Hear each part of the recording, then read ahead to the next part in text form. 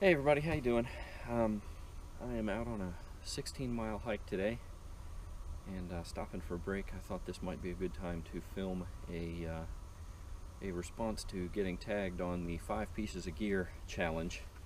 Um, so let me start off with thanking, let's see, DNS Adventures, Edgewood Outdoors, and AOK Foraging and Adventures all tagged me. Appreciate that, guys. So as far as gear, I gotta warn you, I will give you my 5 pieces of gear, but I'm not really a gear guy. I use what works, and I tend to beat it into the ground. use it until it can't help me anymore. So I don't chase all the newest stuff. I don't have all the newest stuff. So what I'm going to show you has been my favorite is more from the context of, you know, I made this decision and it served me well. So that's where we'll go with that. So yeah, let's jump right in. So first thing on my list is my pack itself. About 5 years old. It's a Gregory Baltoro 70. It's a 70 liter internal frame pack. It's been really good. I've probably got, I don't have an accurate count, but 1,700 miles on it or so. And it's holding up well. Maybe one pocket I'm getting some stitching that needs to be redone. But yeah, it's got lots of nice little cubbies and external straps for hanging, you know, an ice axe, or if you want, or you know, I've got my trowel out there. It's got good ventilation on the back, so you don't get hot with it, but it's also nice and compact and stable. It really fits tight to you, so you know, steep inclines, rock scrambling, that kind of thing, you don't feel like the pack is slinging you around. It's really nice. So, you know, again, that's just been a real good piece of gear for me. Second thing is my poles. These again are old. They're aluminum Lecky Super Makalu or Makalu. I'm not sure how you pronounce it. You know, they've got the spring shock absorbers in there. They're not carbon fiber, obviously, but I've only recently become a poles guy, and I gotta confess it's because I'm getting old. I also had a pretty significant car accident back in 2008 or so that split my kneecap in half, and I was actually told I would never do this again. So this became a motivator for rehab. But along with that came some poles. Downhill gets me on tendonitis, and you know, the poles really help with that and help me keep going the distance. Plus just stability for creek crossings and all kinds of stuff. I've really grown to like the poles. Plus, you can see my little mount here. I've got a handlebar bicycle grip mount for a GoPro on my pole, and that's how I carry my camera around. The weight of the pole is a nice stabilizing counterbalance, and you know, it's a great selfie stick, and I can reach up high with it and all that kind of stuff. So, multi-purpose. Okay, so the next thing is my sleeping bag. I'm not a shill for REI. I really do like the company. They have a lot of really good stuff, and their return policy is great. They, you know, they tend to skew towards the higher end, more pricey stuff. There's certainly alternatives to REI, but generally they've got a really good program. Anyway, this bag, it's an REI Kilo down bag. It's 0 degree Fahrenheit rated.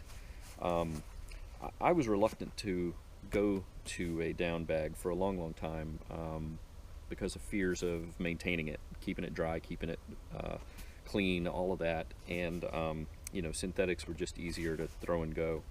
But I've really been happy with this. It's been really good in the winter, obviously down to 0 degrees. It's got all of the, you know, it's got 2 layers of mummy stuff. It's got a really nice zipper with both internal and external access to it. You know, the normal foot vents and all that kind of stuff. It fits very nice and it's very cozy. It's also, though, I have found that it can be opened up very nicely and used more as a throw and more as a comforter, and so I've actually used this in the summer quite a bit. It's not my go-to summer bag, but if I'm backpacking, this is the lightest, smallest, warmest bag I've ever had. And it's really good. I've had it for, I think I'm going on 3 years with it now. And so that's, gosh, 75, 80 nights, something like that. So yeah, really good. And I'll I'll probably do something similar when I finally have to replace this. Okay, so number 4 item, SteriPEN Adventurer. This is, again, it's an older model. This one is battery powered. The ones they make now are USB rechargeable, and so that is a drawback, that you have to have a way to keep them charged, either with spare batteries or carrying a lithium-ion pack, which I do have that also, but that's more for cameras and stuff. But this is a great lightweight solution to water purification. I've had really good success with this. Well, I haven't gotten Giardia or anything. So my brother and I were out on a long trip, and he was very distrustful. But we had the discussion of, do you have to put any more trust in this than you do trusting that your carbon filter is actually pulling everything out of the water? I mean, you have to trust the science at some point. We happened to be overnighting at a shelter where one of the guys there with us was an ER doc, and he pulled out a SteriPEN. And he reminded us, by the way, I didn't say it, this works with UV. It's a ultraviolet light source. That there's a little light sensor here that it will stop if it comes out of the water. So you keep it in the water stirring for a period of time. It's automatic. It tells you when it's done. Anyway, the doctor reminded us that ultraviolet is the way that most city and municipal water supplies are sterilized. So it works, and it's really nice. It's really good. The only drawback to this is for the light to work, your water source has to be fairly clear. So if you're pulling it out of a mountain spring or out of a creek, you're good to go. If you're somewhere where all of your water sources are like glacial, silty, milky, you either have to pre-filter them to get as much of that silt out as you can, or just use a filter to begin with, because if the light won't penetrate, then you're going to have trouble. This is not great for muddy water, right? Okay, last but not least, and I might get some laughs over this, but I love my little GPS. It's an eTrex 20 Garmin. I don't navigate with this. Let me be clear about that. This is not for navigation. Map, compass, terrain awareness, that's how I navigate.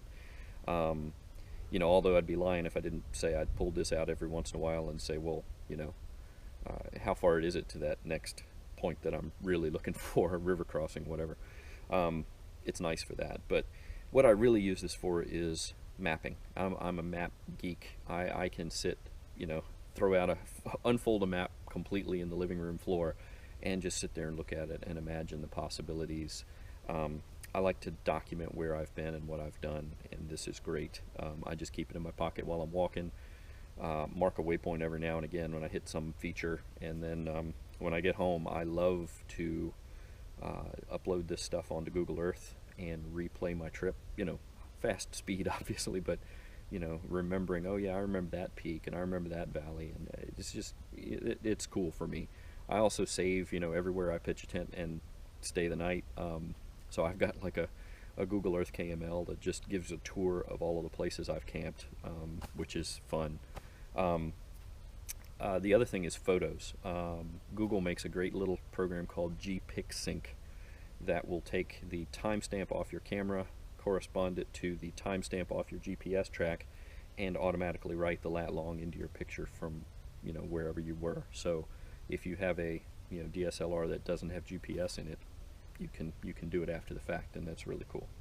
So I do, by the way, every one of these hikes that I do, I have a GPS track with waypoint data in terms of intersections and parking lots and all that kind of stuff, and I post links to that on my videos. It's through Gaia GPS, so if you're looking for that, it should be there. And if you find something that you are interested in and don't see it, let me know. I'm sure I've got it. I'll upload it. So yeah, just helping out for folks who are seeing where I am and want to follow or do something similar. So that's number 5. So 5 people I would like to see their gear lists. Oh, before I get into the other 5 people, I just want to say thank you. I think by the time this gets posted, I will have hit the 200 subscriber threshold. Really appreciate it. Here it is, January 26th, and I hit 100 on Christmas Eve, so in a month, a new 100. That's just awesome. I really appreciate it. And I was sitting at 30 back in November, so I mean, it's just overwhelming, the response and the community that exists here. I'm just having so much fun with it, and really, I love you guys. This is great. So the 5 I want to see gear from. First is KrizAkoni. I don't think he's been tagged yet. Local guy. Kriz and I have intersected tangentially for probably 20 years. Work, sailing, hiking, now hiking, and it's like every little facet I overturn, I realize that I have more in common with him than I thought I did. So he's been section hiking the Appalachian Trail. He's been working his way through Shenandoah lately. If you want to know, the skinny on shelters and where the springs are, he's got that. But he's also been doing it all year round, so he's got a good winter setup and a good summer setup. He's going ultralight in a couple of cases, so he's got a lot of good gear, and I am hoping he will share it with us. My lunch is boiling. I'll be right back. Okay, let's see. Number 2 thing, M and the Gang. M and the Gang is a family channel. A lot of family vlogging going on there, but they are also big into the outdoors, and one of the things I'm very excited about in general is getting kids to appreciate outdoors and learn how to do this stuff. So M, I'm hoping you'll show us some of the things that you do there and some of your gear. Let's see. Third, Hike with Mike Thorne. Very small channel. He's just gotten started. And frankly, he's been spending more time outdoors than he has on YouTube, and so he hasn't really gotten his rhythm down with that, and that's fine, right? I mean, that's what it's all about. Mike just finished, or is finishing, a through hike of the Oregon Coast Trail, and he's doing that as a shakedown for a Pacific Crest Trail hike this summer. Again, he's got his kids, young kids that are fully on board with this with him. They're out camping with him, they're hiking with him, they're big supporters of Dad on this, and it's fun to watch. He really keeps them engaged and participating as well. So Mike, given that you just completed a Oregon Coast Trail through hike, I'm sure you've got some gear switch-ups and things that you've learned. I'd be really interested in seeing what your 5 favorites are that you're going to take on the PCT. Let's see, Snowy Matrix. I honestly have no idea where this guy is. In fact, I don't think I've ever seen him on camera, except maybe the Instagram icon. All of his videos are just wild, remote places. I believe English Lake District, Scottish Highlands. I believe he's in the UK. But it's just you just get immersed in this sense of I'm all alone. I am completely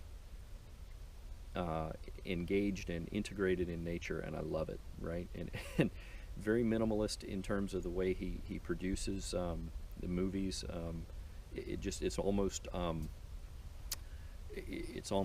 impressionistic. You just come away with a feeling of where he was. So Snowy Matrix, very interested in hearing about some of the gear you take out there. Number 5 is going to be MattCookOregon.